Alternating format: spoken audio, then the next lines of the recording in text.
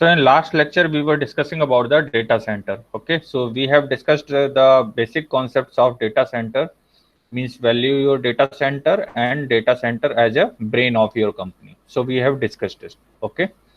So now the next topic is what do you need to know when you establish a data center in your organization? What do you need to know about? Okay. सो क्या क्या जानने की जरूरत होती है जब आप एक डेटा सेंटर स्टैब्लिश करते हैं अपनी ऑर्गेनाइजेशन के लिए। मैंने आपको पहले भी बताया है कि डेटा सेंटर बेसिकली होता क्या है। ठीक है, जब ईआरपी लोग इम्प्लीमेंट करते थे आज से 8 साल पहले, 10 साल पहले, ठीक है, जब इंट्रानेट बेस्ड ईआरपी डेवलप होता था ऑर्गेनाइजेशन में, तो डेटा सेंटर भी आप अपनी ऑर्गेनाइजेशन के अंदर ही मेंटेन करते थे। ठीक है, तो इंट्रानेट बेस्ड हुआ करता था उस समय। अब क्या है, अब डेटा सेंटर बेसिकली आउटसोर्स कर दिया है आपने, means cloud based data centre आप प्रेफर करते हैं। ठीक है, तो अपनी जो फैसिलिटी है वहां पर आप मेंटेन करना पसंद नहीं करते हैं। रीजन क्या है कि वो ज्यादा कॉस्टली अफेयर होता है ना। सारा फ्रेम और वो सब पूरा सेटअप वेटअप करना, डेटा सेंटर स्टैब्लिश करना अपने आप में एक टीडियस टास्क है, और आप अपनी कोर कंपिटेंसी लूज कर जाते हो अगर आप डेटा सेंटर अपनी ऑर्गेनाइजेशन में रखना प्रेफर करते हो तो। ठीक है, लेकिन जो नेशनल इंपॉर्टेंस की ऑर्गेनाइजेशन है वो अपना डेटा सेंटर अपने ऑर्गेनाइजेशन में ही स्टैब्लिश करके रखते हैं, और वो अभी भी इंट्रानेट और even internet based data centre वो स्टैब्लिश करते हैं। लेकिन जो प्रेमाइज होता है उनका, वो विद इन द मतलब जहां पर उनका कह सकते हैं अपनी लोकेशन में ही वो प्रेफर करते हैं इसको स्टैब्लिश करना। ठीक है, तो what do you need to know, आपको क्या जानने की जरूरत है जब आप डेटा सेंटर स्टैब्लिश करें तो first is the physical design and construction of data centre. ठीक है, कि फिजिकल डिजाइन क्या होगा, मतलब कितने मेमोरी एलिमेंट लगेंगे, कितने फ्रेम्स वगैरह लगेंगे, कैसे सेटअप किया जाएगा, वो सब आपको पता होना चाहिए। कंस्ट्रक्शन मैकेनिज्म क्या होगा, ठीक है, ऑफ अ डेटा सेंटर, तो that you need to know. ठीक है, अगर नहीं है तो आपको वो पर्टिकुलर स्किल सेट के लोग डिप्लॉय करने पड़ेंगे। ठीक है, जो कि उस डेटा सेंटर को इस्टेब्लिश कर सके, मेंटेन कर सके, मैनेज कर सके। Okay, next is how to customise the environment to meet your company's need. अब हर एक ऑर्गेनाइजेशन की जो नीड होती है वो अलग अलग होती है। ठीक है, डेटा सेंटर आप एक स्पेसिफिक टास्क के हिसाब से डिजाइन करते हैं, और मैंने बताया कि इवन जो डेटा सेंटर इंफॉर्मेशन क्या होती है डेटा सेंटर से एक्सट्रैक्ट की जाती है, और ऑर्गेनाइजेशन के हर एक स्टेक होल्डर के लिए जो इन्फॉर्मेशन होती है वो भी अलग अलग होती है। ठीक है, वो भी कस्टमाइजेशन मतलब उसमें आपको करना पड़ता है। ठीक है, तो बेसिकली है क्या, how to customise the environment, तो बेसिकली किस तरीके से आप एनवायरनमेंट को कस्टमाइज करें to meet your company's needs. ठीक है, अपनी कंपनी की नीड को मीट करने के लिए। ठीक है, मीन्स अगर जो आपके स्टेक होल्डर्स हैं तो उनको किस तरीके से सेटिस्फाई करेंगे, उनको किस तरीके से उनके काम की इंफॉर्मेशन प्रोवाइड करेंगे।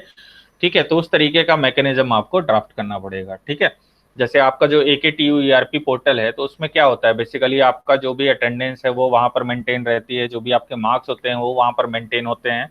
ठीक है, तो आप अपने से रिलेटेड कोई भी इंफॉर्मेशन, अपने मार्क्स, अपने अटेंडेंस, अपनी प्रोग्रेस, वो सारी चीजें आप वहां पर देख सकते हैं, एनालाइज कर सकते हैं उसको। ठीक है, और इवन कहीं चाहें तो उसको प्रेजेंट भी कर सकते हैं।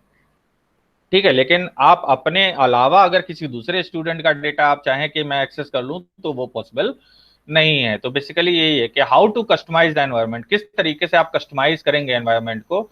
ठीक है, जिससे कि आप अपनी कंपनी की रिक्वायरमेंट को मीट कर लें। ठीक है, next is how to organise and manage your data centre effectively so the down time is minimised. ठीक है, अब अपने डेटा सेंटर को आप किस तरीके से ऑर्गेनाइज करेंगे, मैनेज करेंगे इफेक्टिवली, जिससे कि डाउन टाइम जो है वो आपका कम से कम हो जाए। डाउन टाइम क्या होता है, प्रोसेसिंग टाइम जो आपका होता है ना बेसिकली। ठीक है, कि जो आपको इन्फॉर्मेशन चाहिए, पता चला कि वो एनालाइज हो रही है, और जो आपका सर्वर है, मतलब कर्सर है जो वो आपका मूव भी कर रहा है ना, तो मीन्स क्या है कि डाउन टाइम ज्यादा है तो डाउन टाइम कम से कम होना चाहिए। आप कह रहे हैं ना कि 5G लाना है, ठीक है, तो 5G आप क्यों इम्प्लीमेंट करना चाहते हैं कि जो मूवी आपकी जो है मिनटों में अभी डाउनलोड होती है। ठीक है, उससे पहले जब 3G हुआ करता था तो घंटों में डाउनलोड हुआ करती थी मूवी। ठीक है, अब वो आप चाहते हैं कि सेकंडों में डाउनलोड हो जाए, 20 times much faster than the 4G LTE। ठीक है, 5G, तो इसलिए आप उसे इंप्लीमेंट करना चाहते हैं। ठीक है, तो इसी तरह से जब आप डेटा सेंटर स्टैब्लिश करते हैं तो आप क्या देखते हैं या क्या सोचते हैं कि मैं जो डेटा सेंटर स्टैब्लिश करूं तो मुझे जो भी इंफॉर्मेशन चाहिए वो फ्यू क्लिक्स में ही मिल जाए, जल्दी से जल्दी मिल जाए। ठीक है, डाउन टाइम जो है वो कम से कम हो।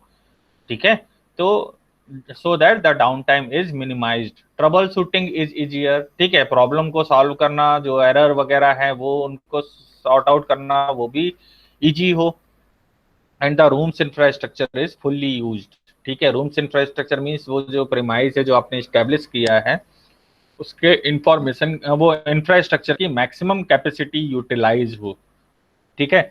तो ये सब आप जो है ध्यान रखते हैं जब आप एक डेटा सेंटर इस्टेब्लिश करते हैं, ठीक है, कि जो मैक्सिमम ज्यादा से ज्यादा यूजर उसमें से एक्सेस कर सके, ठीक है, आपकी ऑर्गेनाइजेशन की पूरी नीड को वो फुलफिल कर सके, तो इसके हिसाब से आप जो है डेटा सेंटर इस्टेब्लिश करते हैं। Next is what, so how much is acceptable to spend on the construction of your data centre.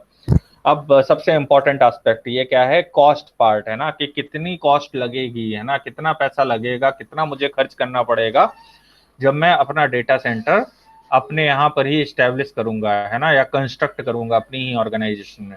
That depends to determine the answer, you need to know the value of what your data centre is protecting.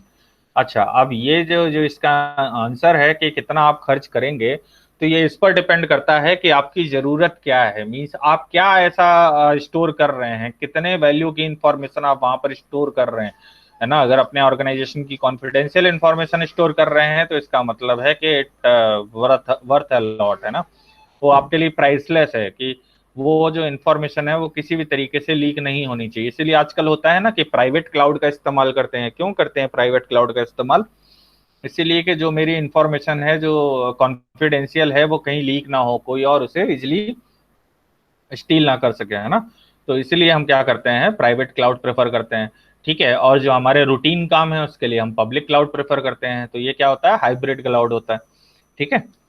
तो this is all about this, what do you need to know while establishing the data centre. तो जब आप अपनी organisation में data centre establish करते हैं तो पहले फिजिकल डिजाइन कैसा होगा, कंस्ट्रक्शन किस तरीके से करेंगे डेटा सेंटर का, ये आपको पता होना चाहिए, ठीक है। एनवायरनमेंट को किस तरीके से कस्टमाइज करेंगे, मीन्स जो आपके स्टेक होल्डर हैं ऑर्गेनाइजेशन के, उनको किस किस तरीके से कितनी एक्सेसिबिलिटी देंगे, कौन कौन सी इंफॉर्मेशन उनको देंगे, किस तरीके का जो है लॉगिन सिस्टम आप क्रिएट करेंगे, तो वो सब आपको पता होना चाहिए।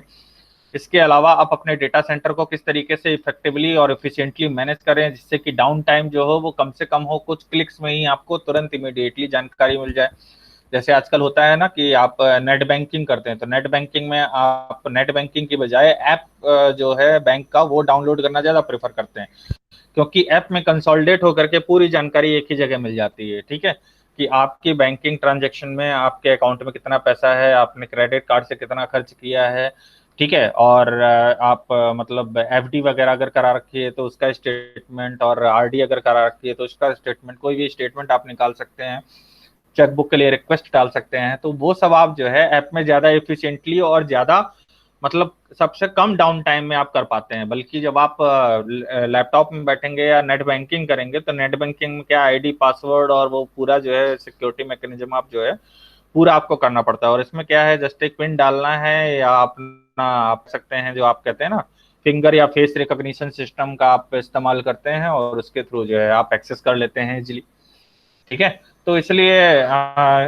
ऐप ज्यादा प्रेफर क्यों किए जाते हैं, क्योंकि डाउन टाइम उसका वेबसाइट से कम है, ठीक है। तो इसी तरह से डेटा सेंटर जब आप यूज करेंगे तो आपकी कोशिश क्या रहनी चाहिए कि मैं इतना एफिशिएंट और इफेक्टिव डेटा सेंटर स्टैब्लिश करूं कि डाउन टाइम जो हो वो कम से कम हो, जो मेरे स्टेक होल्डर जो भी इंफॉर्मेशन चाहे वो फटाफट उन्हें मिल जाए, ठीक है, इमीडिएट बेसिस पर मिल जाए, बहुत ज्यादा उन्हें क्लिक ना करना पड़े, ठीक है। तो ट्रबल शूटिंग इज इजियर और and rooms infrastructure is fully used as well as the cost part is also there, ठीक है, while establishing the data centre, कि आपका जो इन्फॉर्मेशन जो आप स्टोर करके रख रहे हैं उसकी वैल्यू क्या है, वर्थ क्या है, ठीक है।